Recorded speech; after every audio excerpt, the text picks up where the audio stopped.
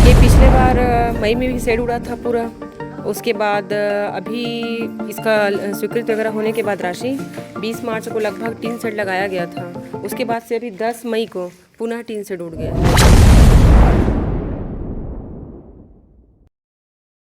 ये कब से कितने दिन पहले गिरा है और कितने दिन पहले बना है, ये बोले बताइएगा।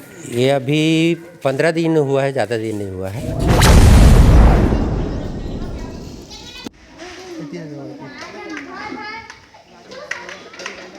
बच्चे अब बरामदे में पढ़ते हैं, मतलब जो समर कैंप वाले आते हैं। हाँ जी। जय जोहार, मेरा नाम निशांत तिवारी है और आप देखना शुरू कर चुके हैं द फ्री वॉइस।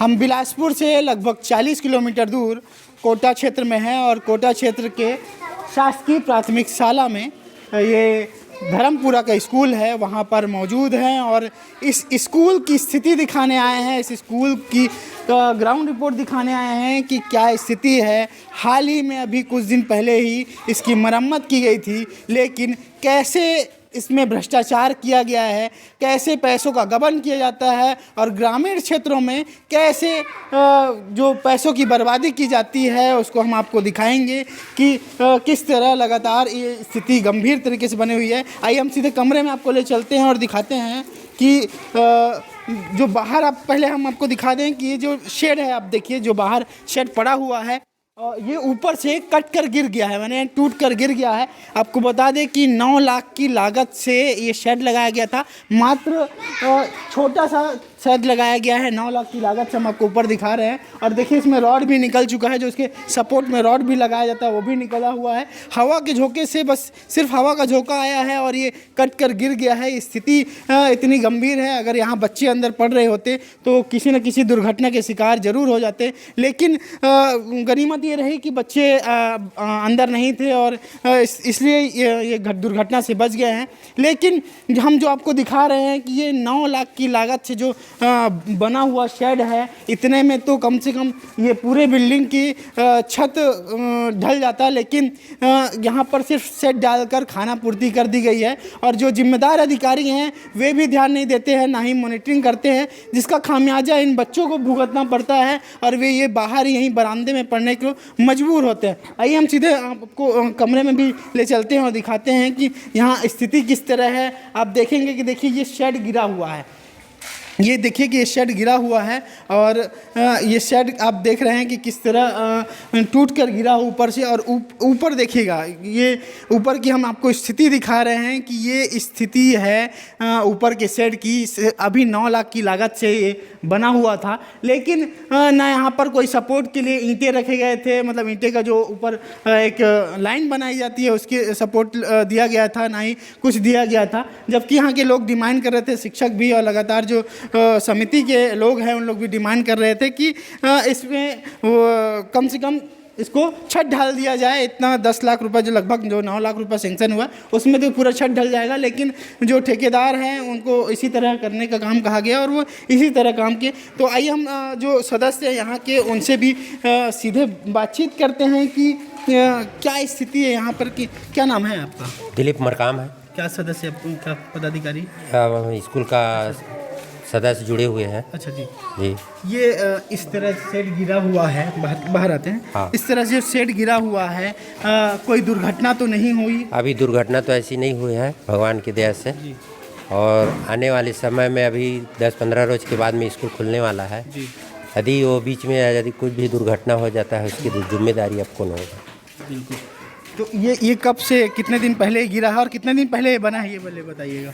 ये अभी 15 दिन हुआ है, ज़्यादा दिन नहीं हुआ है। अच्छा। हाँ, 15 दिन पहले बना था। हाँ, 15 दिन पहले। और गिरा कब है ये? अभी ये 24-20 तारीख को अभी इसमें दुर्घटना जो हुआ है, आंधी तूफान हुआ है। मात्र आंधी तूफान में ही आंधी तूफान, हाँ जी। मतलब इतना कमजोर था ये कि अब क्या है, ऊपर है पहाड़ी में, खुला एरिया है।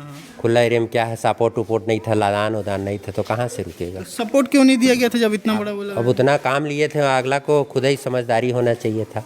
अच्छा, कितने लाख की लागत से जो आप लोग को जानकारी है? जो अब हमको अभी मिला, रिपोर्ट मिला है कि 9 लाख का वो आया है। तो 9 लाख में अब इतना 9 लाख में थोड़ी काम होगा भाई। तो क्या लगता है कि 9 लाख में सिर्फ टीन ढलना था कि या पूरे छत भी ढल जाता? तो ढलाई हो जाता है, आपको खुद ही देख रहे थे, 4 इंच 2 का रहता है ढलाई।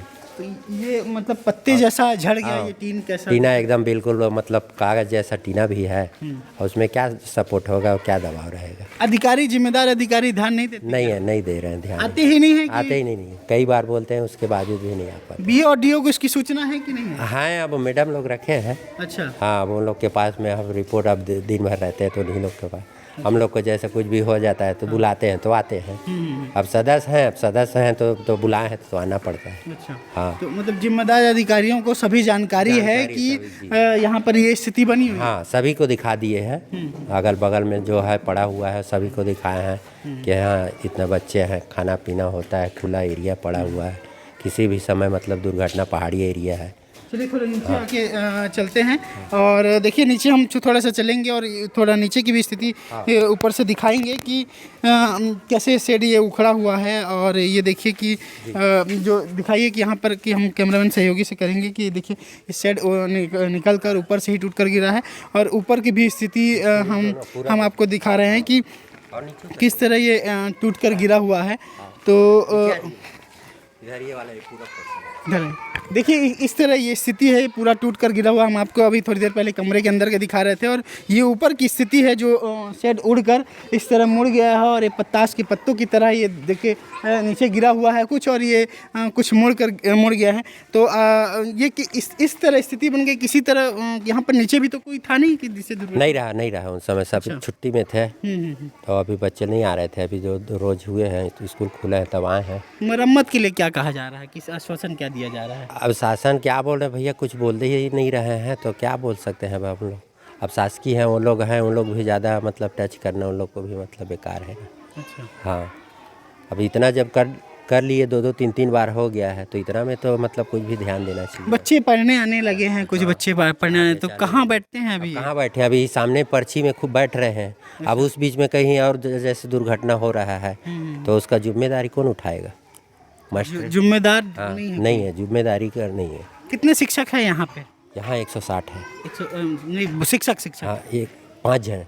5 हैं, मतलब बच्चे 160 हैं और शिक्षक 5 हैं। तो इस तरह देखिए कि जो स्थिति है, 2 लेडीज यहाँ पे शिक्षक है जो, और 160 लगभग बच्चे हैं और यहाँ इसी ये कमरे में रहकर पढ़ाई करते थे, लेकिन अब पर्ची में बैठने को मजबूर है। हम आपको ग्राउंड रिपोर्ट आपको दिखा रहे हैं कि ये इसी तरह स्थिति बनी हुई है। ग्रामीण क्षेत्रों की जो स्थिति है, लगातार स्थिति यही है कि इसी तरह ख़राब होती जा रही है, लेकिन जिम्मेदार अधिकारी ध्यान नहीं दे रहे हैं। हम यहाँ पर शिक्षिका है, उनसे भी बातचीत करेंगे और उनसे भी जानेंगे कि स्कूल में कितने शिक्षक हैं और कितने बच्चे जो पढ़ते हैं। हालांकि अभी समर कैंप लगा हुआ है तो बच्चे सुबह आते हैं, लेकिन क्या स्थिति है और ये स्थिति क्यों बार बार निर्मित हो रही है, इसके बारे में बातचीत करेंगे।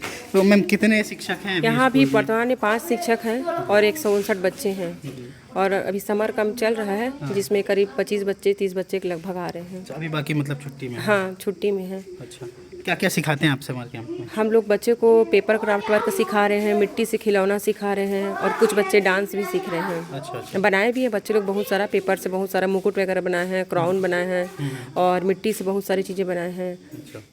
तो ये हालांकि ये तो हम देख रहे थे कि बाहर पढ़ाई कर रहे थे, लेकिन अभी जैसा कि शेड उड़ा हुआ है, तो ये कब से ये स्थिति बनी हुई है? आप यहीं पर शिक्षिका हैं। ये पिछले बार मई में भी शेड उड़ा था पूरा। उसके बाद अभी इसका स्वीकृति वगैरह होने के बाद राशि 20 मार्च को लगभग टीन शेड लगाया गया था। उसके बाद से अभी 10 मई को पुनः टीन शेड उड़ गया है। अच्छा, तो ये कितने क्लासरूम का शेड उड़ा है? ये 3 रूम का है शेड उड़ा हुआ है। तो ये दूसरी या तीसरी बार है? कितनी बार? हाँ, ये दूसरी बार हो गई है। प्रति वर्ष ये होता है, कहना चाहिए। तो बच्चे अब बरामदे में पढ़ते हैं, मतलब जो समर कैंप वाले आते हैं? हाँ जी। तो उच्च अधिकारियों को आपने कुछ बताया इसके बारे में, कुछ सूचना? हाँ, अपने बीओ सर जी को हम लोग सूचना दे चुके हैं। सर आश्वासन दिए हैं कि बहुत जल्दी कुछ न कुछ कर रहे हैं इसमें कार्य। डीओ के पास भी कुछ जानकारी दी? डीओ के पास सर दिए होंगे सूचना, हमारे यहाँ बीओ सर जी। और लोकल जो जनप्रतिनिधि हैं उनको भी सूचना है कि नहीं है? सबको सूचना दे चुके हैं, जनप्रतिनिधि को भी सूचना दिए हैं, शाला प्रबंधन समिति को भी सूचना दिए हैं इसके बारे में। ये स्थिति देखने अब तक कौन कौन आ चुका है कि यहाँ पे स्थिति इस तरह बनी हुई है मैम? अभी जो 10 मई को जो टीन से जुड़ा है, उसके बाद से तो जो हमारे शाला प्रबंधन समिति के हैं उन लोग आए थे, उन लोग देख के गए हैं और अभी अधिकारी लोग को तो सूचना दे चुके हैं, उन लोग आएंगे बोले हैं जल्दी देखने के लिए। मैम इसका स्थायी आपको अगर के लगता है कि स्थायी समस्या का समाधान किस तरह हो सकता है आपके अनुसार अगर बात की जाए तो? अब ये ऊंचा क्षेत्र है, चूंकि पहाड़ी जैसा क्षेत्र है, तो हवा का जो दबाव आता है तो उसमें हर साल ये घटना घटित होता है। तो यहाँ ये टीन शेड ना लगा के इसको लेंटर ही किया जाना चाहिए, यही इसका समाधान हो सकता है। मतलब लेंटर ही एक समस्या का समाधान है। समाधान हो सकता है, क्योंकि प्रतिवर्ष ये घटना घटित होती है। जी जी। तो जो मैडम भी बता रहे हैं कि जो इसकी स्थायी जो समस्या का समाधान है वो लेंटर ही है, और अगर लेंटर एक बार अगर ढल जाता है तो परमानेंट की समस्या जो इस तरह से शेड उड़ता है उसकी समस्या ख़त्म हो जाएगी। और जो ये प्यारे प्यारे बच्चे जो पढ़ रहे हैं स्कूल में और जो बरामदे में पढ़ने को मजबूर है, जो पर्ची में पढ़ने को मजबूर है, एक क्लासरूम में बैठकर पंखे के नीचे बैठकर पढ़ सकेंगे तो और अपना भविष्य गढ़ सकेंगे। तो अगर इस समस्या का समाधान हो जाए तो इस तरह बच्चे आगे भी शिक्षा लगातार ग्रहण करते रहेंगे। तो हमारे साथ बने रहें और देखते रहें द फ्री वॉइस।